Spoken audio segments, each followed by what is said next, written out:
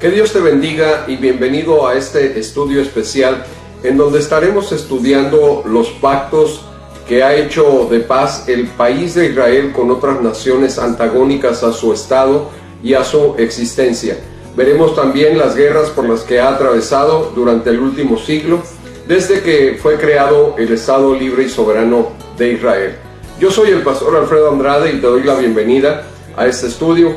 Esperamos que esto abra un poco más nuestro entendimiento acerca de los tiempos que estamos viviendo. Son tiempos especiales, tiempos de Dios para la iglesia, donde la iglesia tiene que saber, tiene que entender, como dijo el Señor: cuando veáis todas estas cosas, sabed que vuestra redención está cerca.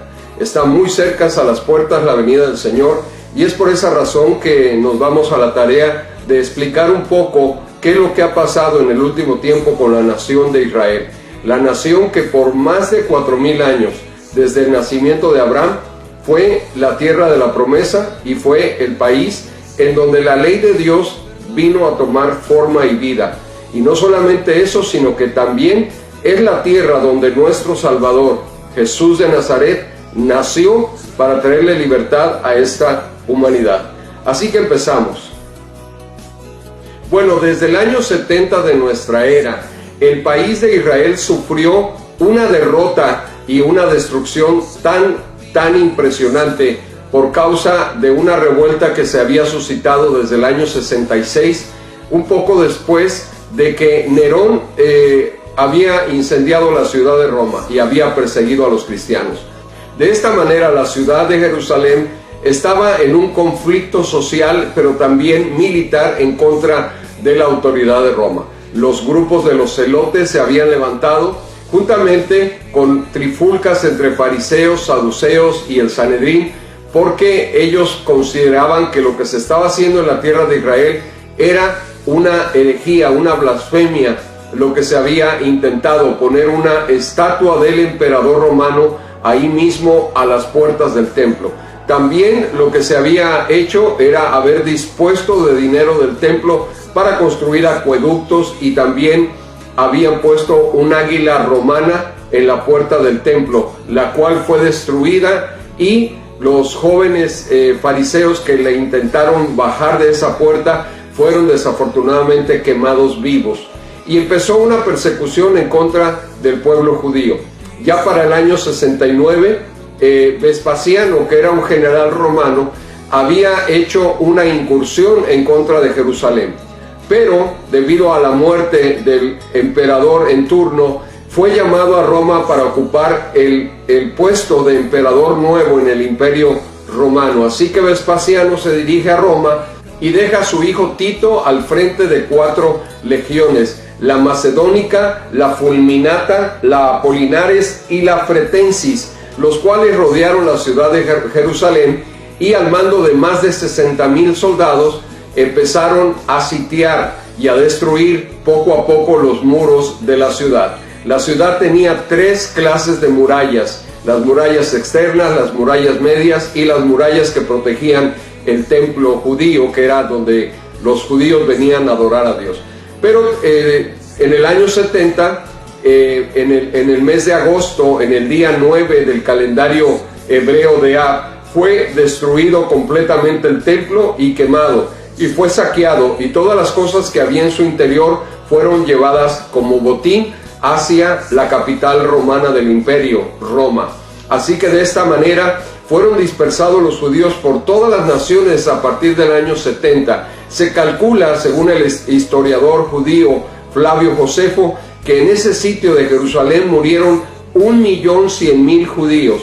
Es tan impresionante la cantidad de gente que murió asesinada por los romanos, que dicen que hasta la sangre de los muertos llegaba hasta las rodillas de los caballos. Imagínense, charcos de sangre inundando la ciudad. Y Tito, desde ese monte de los olivos, que podía visualizar claramente toda la ciudad de Jerusalén, daba cuenta de su victoria en contra de aquel pueblo llamado judío. Así, de esta manera, desde el año 70 el pueblo de Israel es dispersado por todas las naciones, la segunda ocasión en toda su historia que su templo, el lugar de veneración y adoración a Dios, es destruido. Ya había sido la primera destrucción del templo que había levantado Salomón, el hijo de David, en el año 586 por Nabucodonosor II, el príncipe de Babilonia. Transcurrieron aproximadamente 600 años, un poco más de 600 años, cuando nuevamente aquel templo que había sido reedificado en los días de Nehemías, Esdras y Zorobabel, y que había sido embellecido y ampliado de una manera gloriosa por el rey idumeo Herodes el Grande, fue destruido un poco más de 37 años después de las profecías de Jesús, en donde le advirtió a sus discípulos: veis todos estos lugares hermosos del templo, de cierto os digo que no quedará ninguna piedra de este lugar que no sea derribada. Y literalmente no quedó una sola piedra puesta en pie de aquel templo hermoso de la ciudad de Jerusalén. Bueno, ahí inicia la desgracia del pueblo de Israel desde el año 70, donde son esparcidos y van por todas las naciones tratando de ubicarse, pero siempre soñando, pensando y orando a Dios regresar un día a Israel, a levantar su templo y adorar a Dios como lo hacían en los días de la antigüedad. Bueno, entonces, ¿qué es lo que pasa? Que ya transcurriendo el tiempo, en el siglo XX, cuando empieza la Primera Guerra Mundial, entonces las naciones que están involucradas, entre ellas Inglaterra, derrotan a los turcos otomanos que dominaban toda esa parte de Siria, Turquía, Israel, que ahora le mencionan Palestina, le llaman la tierra de Palestina, que este nombre realmente fue puesto en los tiempos del Imperio Romano en el siglo II, y se le cambió el nombre de Jerusalén o de Israel a Avia Capitolina, y después se cambió el nombre Asia Palestina, que es el nombre que hasta el día de hoy se está usando. Pero realmente la tierra que fue prometida a Abraham y a Isaac, y en este caso a su descendiente Jacob, se llama Israel. Y desde ese tiempo el pueblo de Dios había soñado y orado volver a su tierra. Bueno, después de la victoria de Inglaterra dentro de lo que fue la Primera Guerra Mundial, entonces queda todo eso en control del Imperio Británico, y en el 1917 Inglaterra permite el retorno de algunos judíos que empiezan a llegar a esa tierra. La tierra estaba normalmente habitada por musulmanes, por árabes y por otros grupos étnicos de alrededor, pero empiezan a llegar poco a poco los judíos y empiezan a asentarse en esas tierras. Para el año de 1945, cuando termina la Segunda Guerra Mundial y el mundo queda horrorizado, porque se sabía de la persecución en contra de los judíos, pero no se tenían todavía todas las pruebas y evidencias de las masacres, de los holocaustos que sucedieron en esos campos de concentración, como el campo de concentración de Auschwitz, que Hitler había levantado para no solamente tomar prisioneros a los judíos, sino también para torturarlos y matarlos. En esos campos de concentración se extraía la grasa del cuerpo de los judíos cuando eran incinerados, y esa grasa servía para hacer jabones para que las tropas alemanas se pudieran bañar y asear. Y también el cabello de las mujeres y de los hombres era usado para fabricar almohadas. Bueno, hay una infinidad de cosas que se hicieron, experimentos de trasplantes de cerebros, de trasplantes de córneas, que el doctor Mengele, que estaba ahí a cargo del área científica de esos campos de concentración, perpetraron en contra de los judíos. Fue una cosa horrible que el mundo hasta el día de hoy está asustado de todo la maldad con la que Hitler actuó en contra del pueblo judío. Se calcula que en esos campos de concentración y durante la guerra, mientras iniciaba en los países de Polonia y todos esos alrededores de Alemania, murieron entre 6 y 8 millones solamente de judíos, más aparte de habitantes de otras etnias o de otras nacionalidades alrededor de Europa. Pero de judíos murieron entre 6 a 8 millones torturados en los campos de concentración. Debido a toda esta horrible masacre que el mundo empezó a darse cuenta y empezó a filtrarse toda la información, fotografías, entrevistas con los sobrevivientes de de los campos de concentración, que eran marcados como reses, se les ponía una numeración en el antebrazo y se les ponía la estrella de David como marca de que eran judíos. Desde ahí viene ya la tendencia de marcar a la gente con algo en el cuerpo que es un prototipo de lo que será la marca de la bestia, que se impondrá a todos los habitantes del mundo en todas las naciones. Bueno, entonces, debido al horror de la guerra, las Naciones Unidas deciden darle una oportunidad a Israel de regresar a su tierra en una forma masiva y establecer un Estado soberano e independiente como capital en Jerusalén. Pero había ciertos conflictos porque Jerusalén estaba en posesión de naciones musulmanas y sus alrededores eran antagónicas a todos los judíos. Pero se hizo una votación y en el año de 1948, el 14 de mayo, una fecha histórica para Israel y para el mundo, finalmente David Ben Gurión proclama la independencia y la soberanía del Estado judío en la tierra de Israel. Inicialmente su capital, Tel Aviv, fue el centro de operaciones del gobierno y de la sociedad civil que habitaron nuevamente, que empezaron a retornar de todo el mundo hacia la tierra de sus ancestros. Bueno, debido a esto empieza la primera guerra en contra de los judíos y precisamente ese día 14 de mayo empiezan a haber incursiones de países antagónicos a Israel, declarándole la guerra 7 naciones en contra de un grupo pequeño de aproximadamente 100,000 judíos que habitaban la tierra. Bueno, naciones poderosas que llegaron inclusive a tener más de 200 tanques alistados para invadir Israel, y Israel con unos pocos tanques y con unos pocos aviones pudo derrotar a esas naciones enemigas. Voy a dar una breve reseña de lo que sucedió. Los países de alrededor iniciaron una avanzada ofensiva para expulsar de la tierra a los casi 100,000 habitantes que habían llegado de diferentes lugares del mundo a repoblar la tierra que Dios había prometido a sus padres. Entre ellos estaban Egipto, Líbano, Siria, Jordania, Irak, Arabia Saudita y Yemen.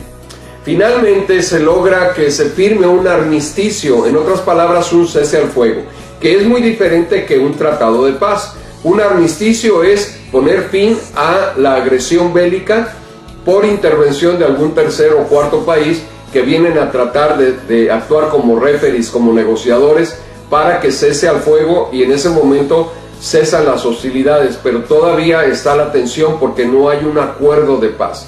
Bueno, finalmente Egipto firma un armisticio, un cese al fuego, en el día 24 de febrero de 1949. Un poco después se firma por parte del Líbano un armisticio el 23 de marzo de 1949. También asimismo Siria entra al armisticio el 20 de julio de 1949 y finalmente Jordania también el 3 de abril de 1949. De esta manera quedan 3 naciones que no están de acuerdo en el cese al fuego en contra del pueblo de Israel, que eran Irak, Arabia Saudita y Yemen. De esta manera queda abierta la posibilidad que continúen las hostilidades en la región. Bueno, la segunda guerra que enfrenta el pueblo de Israel es la guerra llamada la Guerra de los 6 días, que vamos a ver en esta ocasión qué es lo que pasó. El 5 de junio de 1967, Israel detecta que empieza a haber movimiento por parte del país de Egipto. El rey Nasser había estado proclamando en los medios de comunicación de su país de Egipto que Israel debería de desaparecer del mapa. La gente, la población civil empieza a salir a las calles a apoyar, a respaldar, a aplaudir la decisión de Nasser para que inicien una guerra en contra de Israel. Empieza a haber un recrudecimiento de la tensión en el lugar porque Nasser manda cerrar el estrecho de Tirán, que es un estrecho que viene a conectar el Golfo de Aqaba y el Mar Rojo como única salida hacia el sur del pueblo judío. Entonces, de esta manera empiezan a haber tensiones en los mares que están rodeando a la tierra de Israel y a Egipto, y también por parte de de otros países. Entonces Israel empieza a detectar incursiones militares desde la península del Sinaí. Recordemos que en la guerra de 1948 a 1949, una guerra que duró un año solamente, de 1948 a 1949, Israel logró ampliar su territorio, logrando dominar la península de Sinaí, la franja de Gaza y también ciertas partes del norte de Israel cercanos a Galilea y a los altos del Golán. De esta manera, entonces Israel empieza a prepararse para una posible invasión y una posible confrontación bélica con el país de Egipto. Pero ¿qué pasa? Realmente la guerra se desarrolla con 4 naciones. Recordemos que la primera de 1948 fue contra 7 naciones. Esta guerra es en contra de 4 naciones. A Egipto se le unen los países de Irak, Jordania y Siria. El presidente egipcio Nasser prometió una aplastante victoria en contra de Israel, llegando a afirmar que los desaparecería del mapa hasta exterminarlos. En menos de 3 horas, la aviación judía había destruido todas las pistas militares en la península del Sinaí, destruyendo la totalidad de sus aviones y dejando más de 23,000 muertos, 45,000 heridos y 6,000 prisioneros del lado de los aliados árabes, y 777 muertos, 2,500 heridos y 15 prisioneros de guerra del lado del pueblo de Israel. Bueno, esta es llamada la Guerra de los 6 días, 5 de junio de 1967, la Guerra de los 6 días. Tan solamente en el primer día, en las primeras horas que inician los ataques de Israel para repeler el avance de los tanques y de los ejércitos egipcios, Israel en 3 horas destruye prácticamente toda la flota aérea con la que contaba Egipto. De esta manera empieza esta guerra que dura 6 días y empiezan negociaciones para tratar de parar. En esta guerra no solamente Israel vuelve a ganar en contra de estas 4 naciones más poderosas que ellos, con más número de ejércitos, de efectivos militares, pero también de armamento y de tanques, aviones y toda clase de cañones y ametralladoras que estaban preparados para destruir Israel. No solamente gana la guerra, sino que amplía más su territorio, y en esta guerra conquista 2 puntos muy importantes: los altos del Golán, que son la parte norte de Galilea, que colinda ya con Siria, que los sirios habían usado constantemente para estar agrediendo a toda la región de Galilea y parte de Samaria. De esta manera, como es una parte alta y estratégica, los sirios habían tomado mucha ventaja y habían hecho mucho daño al norte de Israel. Pero con la conquista de los altos del Golán, ahora Israel domina toda esa área y le trae paz y tranquilidad a la región de Galilea.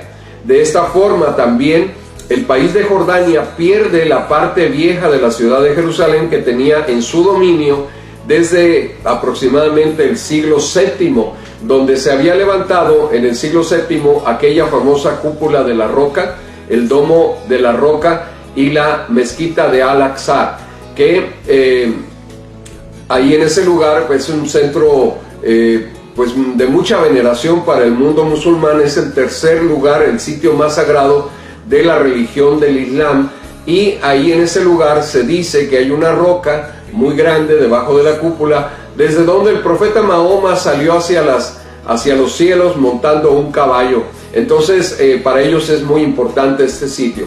Bueno, Israel logra conquistar la parte oriental del muro que da precisamente a la explanada del monte, que se le conoce ahora como el Muro de los Lamentos. Y cuando conquista el Muro de los Lamentos, Israel siente que tiene una gran ventaja, porque ellos creen y afirman que esa parte de ese muro era donde iniciaba el antiguo templo de Jerusalén, y sienten que de alguna manera están teniendo ya un avance muy grande para reconstruir su tercer templo. Bueno, es otro tema que podremos tratar en otro instante, en otro momento, en otro programa, pero realmente se ha descubierto que el templo de Salomón y el templo que se reconstruyó por Herodes el Grande no ocupa exactamente el lugar del monte del templo donde está la cúpula de la roca, sino que se cree que ahí estaba la fortaleza romana Antonia. que se había levantado en honor de Marco Antonio, pero que el templo ocupa la parte de la ciudad de David, que es la ciudad de Sion, y se han hecho excavaciones y parece ser, y yo pienso y creo y siento que para este mismo año 2020 puede ser posible que se dé la noticia de que los cimientos originales del templo de Salomón fueron encontrados y localizados, lo cual va a causar un revuelo internacional. Esto no es una profecía, es un sentir mío que quiero expresarle a usted, porque este año 2020 es un año de muchas sorpresas, de muchos retos, de muchas tribulaciones, de muchas plagas y cosas que se han levantado, rumores de guerra, como lo dice Mateo 24. Bueno, entonces en esta guerra de los 6 días, Israel expande sus territorios, conquista los altos del Golán, la parte oriental de la ciudad vieja de Jerusalén, y entonces da una puerta abierta a que muchos judíos más regresen de todas partes del mundo a orar frente al muro del templo, o al muro de los lamentos, quiero decir, y ahí entre las piedras escriban oraciones por la restauración de su nación. Bueno, en esta guerra Israel vuelve a ganar y a expandir sus territorios. La tercera guerra en contra de Israel se efectúa a través de 2 naciones, pero 10 más que, aunque no están participando con tanques y aviones, sí están apoyando con infantería, con soldados, que son 10 naciones más. En total 12 naciones se levantan en la guerra conocida como la guerra del Yom Kippur. ¿Y por qué la guerra del Yom Kippur? Porque precisamente el día más sagrado del Yom Kippur inicia con la festividad de Rosh Hashanah, que es el inicio del año judío, el primer día del mes de Tishrei. Pero la festividad del Yom Kippur, que es la festividad del ayuno, la aflicción, el quebrantamiento y la expiación, empieza al atardecer del día 9 hasta el atardecer del día 10 de Tishrei. Y este es el día donde todo el pueblo de Israel empieza a recogerse en sus hogares. Es un día tan sagrado que no se permite hacer nada, así como los sabbats, pero este es todavía más sagrado. La gente empieza a ayunar, empieza a quebrantar su alma, empieza a perdonarse las ofensas, porque históricamente o culturalmente ellos creen que en Rosh Hashanah, que es el primer día del año judío, Dios inició la creación del mundo, la tierra y los habitantes que hay en ella. Es decir, la creación del paraíso de Adán y Eva. Y es precisamente en este día cuando todos los soldados y todos los políticos y los civiles de la tierra de Israel están recogidos en su casa, están en ayuno, en oración, en quebranto, cuando deciden atacar al pueblo judío, tratando de tomar una gran ventaja, que sí efectivamente la tuvieron, pero que gracias a Dios el pueblo de Israel logró levantarse de ese ataque inicial y pudo finalmente también derrotar a estas 12 naciones que vinieron en contra del pueblo de Israel para desaparecerlo completamente del mapa. Gracias a Dios que hasta el día de hoy Israel se ha mantenido vivo, pero es solamente por la protección del Todopoderoso, porque cuántas civilizaciones, cuántos lenguajes, cuántas culturas no han quedado en el olvido de la historia a través de los siglos. Pero Israel, a pesar de ser una nación pequeña, no muy numerosa en personas, sin embargo, a pesar de enfrentar tantos y tantos enemigos a través de toda su vida, ha logrado sobrevivir hasta el día de hoy, y la única explicación que puede haber para eso es que el Todopoderoso está velando y guardando a su pueblo, así como a nosotros también Dios nos invitó a formar parte de este Israel espiritual, que somos los creyentes en su Mesías, Jesús de Nazaret, y que ahora también es nuestro Mesías. Bueno, la guerra de Yom Kippur, donde participan Egipto y Siria al frente de esta guerra, pero también 10 naciones que son Jordania, Arabia Saudita, Argelia, Cuba inclusive estuvo involucrada, Marruecos, Libia, Túnez, Kuwait, Sudán y Pakistán. 12 naciones que vienen a destruir la tierra y a los habitantes del pueblo de Israel. Bueno, en este día venerado de la actualidad por el pueblo judío, que es Yom Kippur, es donde todos los creyentes del judaísmo quebrantan su espíritu y corazón en arrepentimiento, en ayuno y en oración delante de Dios cuando aprovechan a atacarlo. Levítico 23, 27 al 28 nos habla acerca de esta fecha del Yom Kippur y dice: a los 10 días de este mes séptimo será el día de expiación, tendréis santa convocación y afligiréis vuestras almas y ofreceréis ofrenda encendida a Jehová. Ningún trabajo haréis en este día, porque es día de expiación, para reconciliaros delante de Jehová vuestro Dios. Bueno, ya vimos las tres principales guerras que Israel ha enfrentado a lo largo de su historia. Como hemos visto, estas guerras, la primera del 1948, que inicia y termina en 1949, cuando Israel es declarado una nación soberana e independiente. Posteriormente, en el 1967, viene la Guerra de los 6 días, donde también Israel sale victorioso y conquista otros territorios que antes no poseía.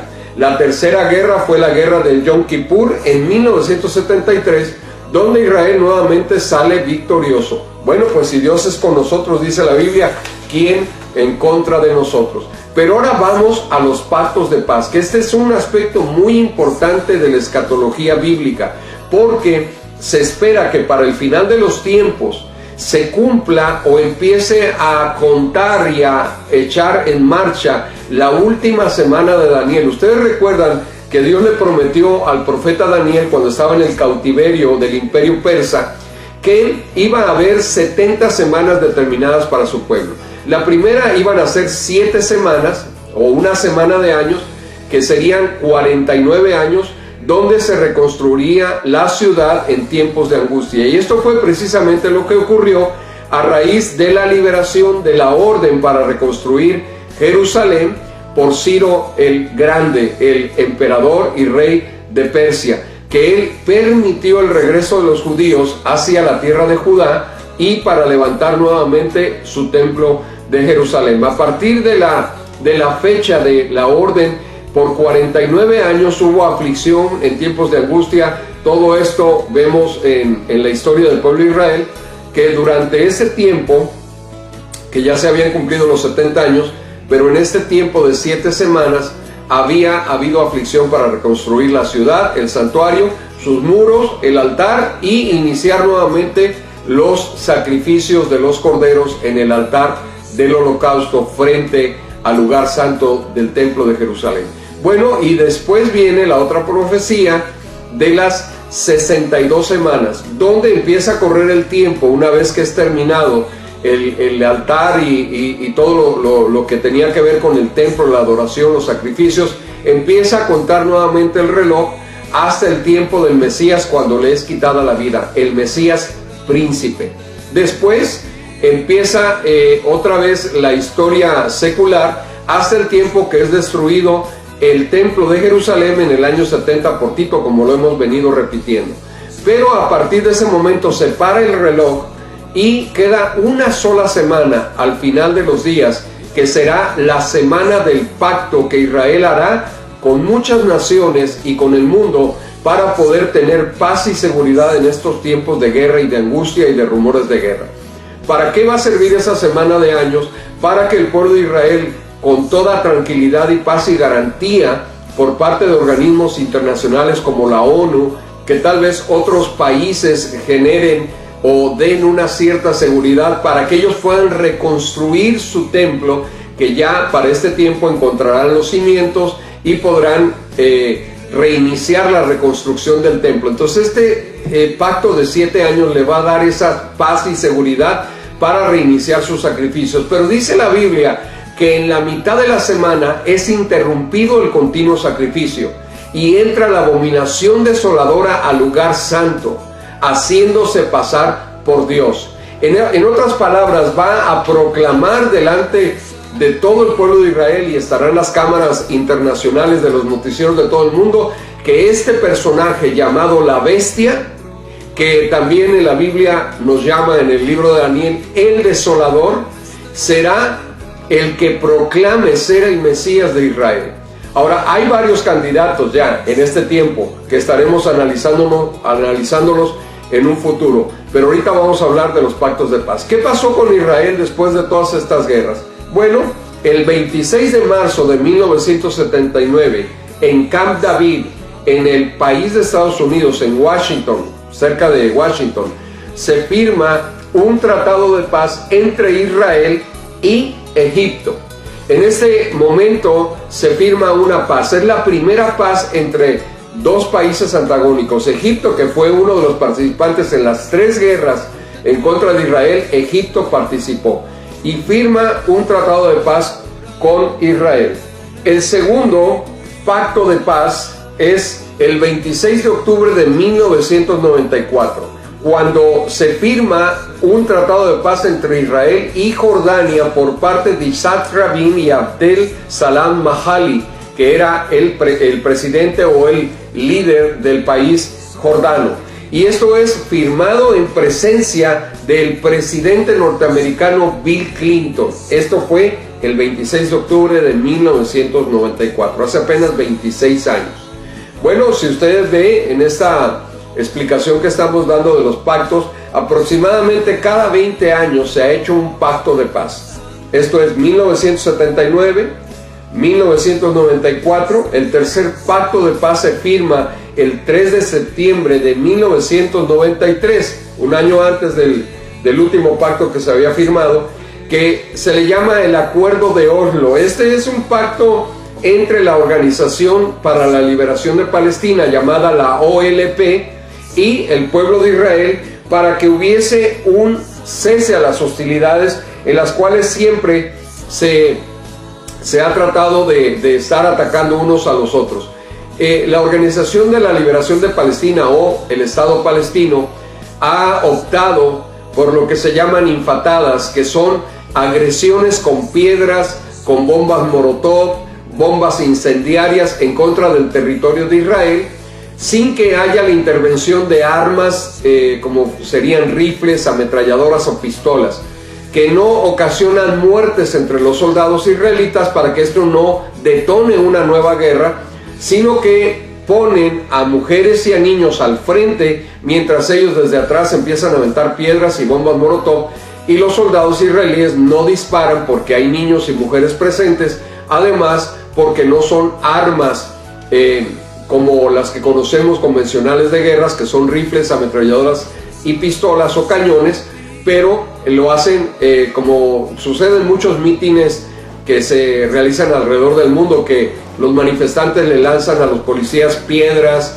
y les lanzan objetos, y los policías pues normalmente no disparan en contra de ellos, porque entonces la comunidad internacional alzaría su grito al cielo diciendo: ¡hey! Los están sacrificando, asesinos, los están matando. Lo que hacen es que avientan gases lacrimógenos, los esposan, los llevan a arrestar, y todo termina en solamente manifestaciones. Bueno, eso es lo que se hace entre palestinos y israelíes, que agreden los palestinos de Israel con estas llamadas infatadas. Entonces se firma el Acuerdo de Oslo, en el cual Israel empieza a ceder para no provocar o detonar una cuarta guerra en la región, y se firma el Acuerdo de Oslo por parte de Isaac Rabin y Yasser Arafat, el que era líder de la OLP, o la Organización para la Liberación de Palestina.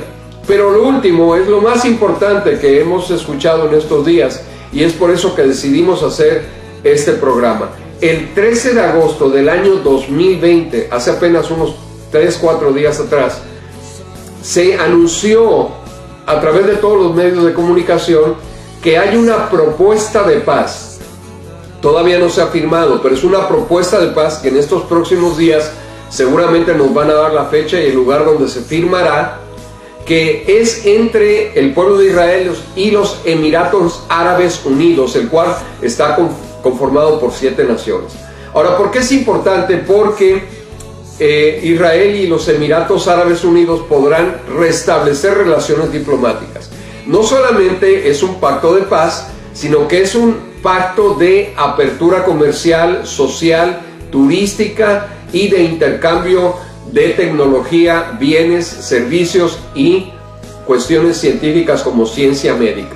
Bueno, todo esto va a ocurrir en los próximos meses. Vamos a ver una apertura de Israel con Emiratos Árabes Unidos y Emiratos Árabes Unidos con Israel, y va a haber vuelos directos entre ambos países. Va a ser una cuestión que muchos otros países van a criticar, países musulmanes, y otros tal vez en secreto lo aplaudan.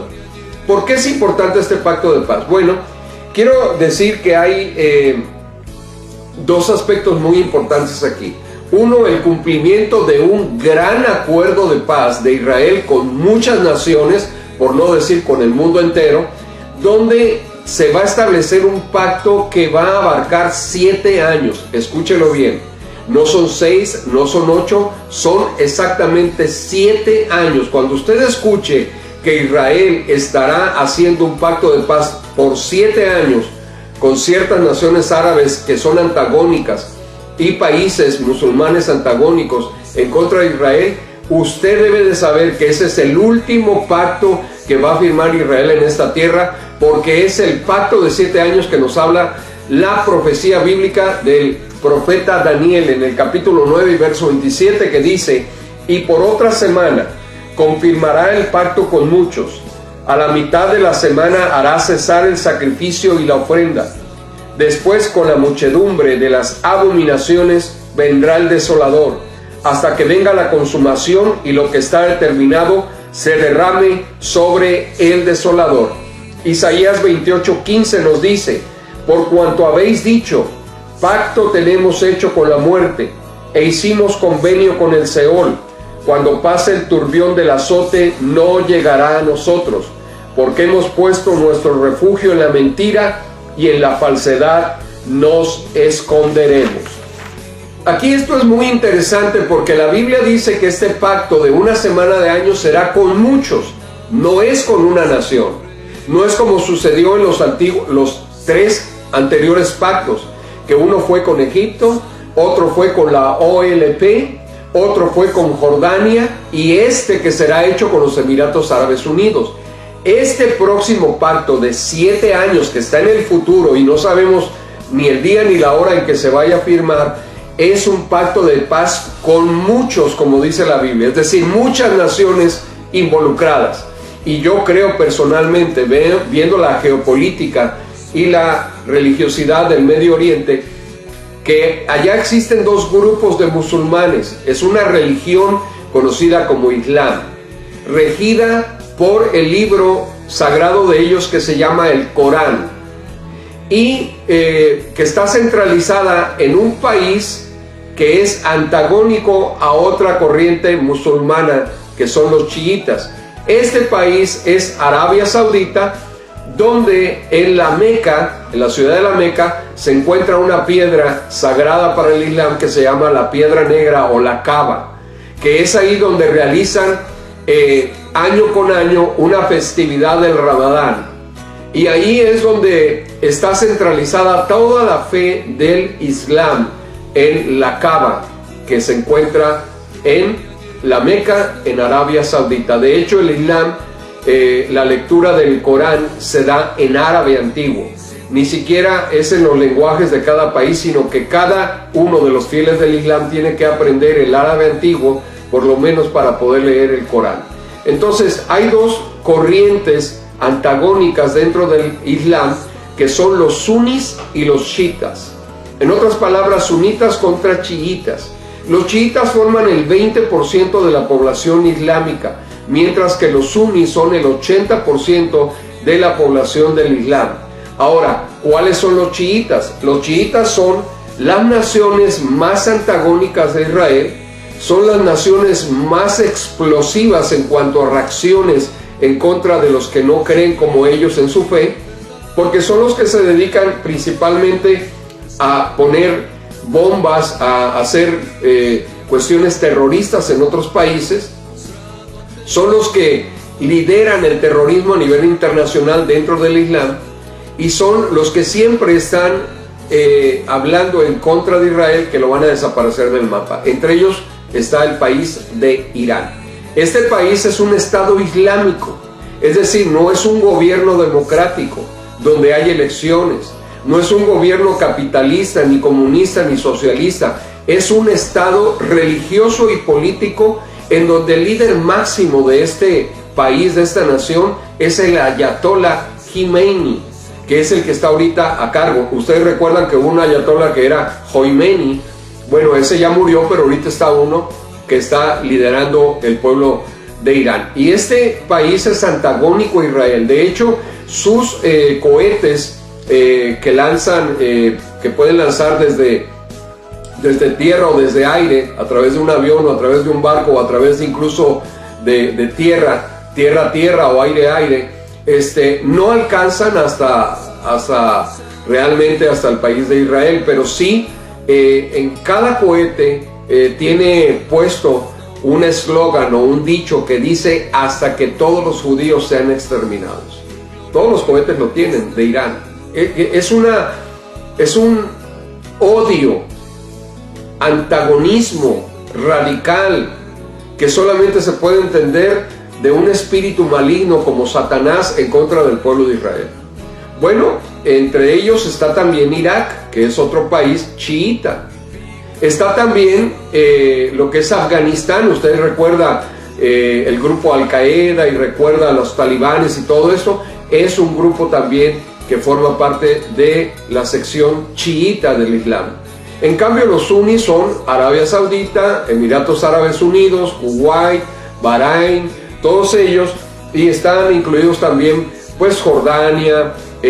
Líbano también tiene secciones que son chiíes, es decir, por eso Líbano tiene mucho roce con Israel. Egipto es también uno de los países que son muy antagónicos. Armenia, partes de Turquía y Siria también son chiíes, y entre ellos sunitas y chiitas no se tratan, no se quieren, inclusive se han hecho la guerra. Usted recuerda que ha habido enfrentamientos en Siria principalmente por grupos que son como ISIS, pero también que está involucrado países como Rusia, Turquía, está indirectamente Arabia Saudita, Estados Unidos, China. Bueno, es un polvorín el que está allá, todo preparado para el cumplimiento de Ezequiel 37, la guerra de Armegido, o conocida más como Armagedón. Estamos en tiempos finales, pronto se sabrá de una proyección o de un proyecto para firmar un pacto de paz de 7 años con todas las naciones antagónicas a Israel, incluyendo Irán, incluyendo Irak, incluyendo Jordania, incluyendo Líbano, incluyendo Afganistán, Pakistán, todos esos países que inclusive el Islam ha llegado hasta la India, hasta China, hasta muchos países de Latinoamérica.